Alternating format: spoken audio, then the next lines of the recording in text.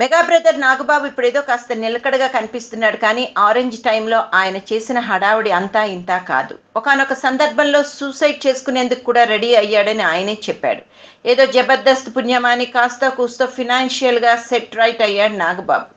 ఇక చిరుతతో ఎన్నో హిట్లు అందించిన అంజనీ ప్రొడక్షన్స్ ఆరెంజ్ లాస్లకు మూతపడింది. తనయుడు వరుణ్ తేజ్ హీరోగా క్లిక్ అయ్యాడు కాబట్టి మళ్ళీ ధైర్యం తెచ్చుకున్న మెగా బ్రదర్ నాగబాబు ఆ ప్రొడక్షన్ రీస్టార్ట్ చేయాలని చూస్తున్నాడు.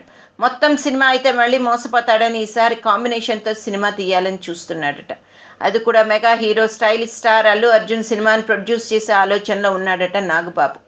మెగా హీరోలో వరుస విజయాలతో దూసుకెళ్తున్న బన్నీ సినిమా అంటే మినిమం గ్యారంటీ మూవీ అన్నట్టే. ప్రస్తుతం హరీష్ శంకర్ దర్శకత్వంలో దువ్వాడ జగన్నాథం చేస్తున్న బన్నీ ఆ తర్వాత crazy writer Vakkantham Vamsi movie చేయబోతున్నాడు. ఈ సినిమాకి నిర్మాతలుగా లగడపాటి శిరీష శ్రీధర్ ఉంటుండగా నాగబాబు కూడా సహ నిర్మాతగా ఉంటాడని అంటున్నారు. అంజనీ ప్రొడక్షన్స్లో మెగాస్టార్ తర్వాత సినిమా చేసిన మెగా హీరో అల్లు అర్జున్గా ఈ సినిమా సూపర్ క్రేజ్ సంపాదిస్తుంది.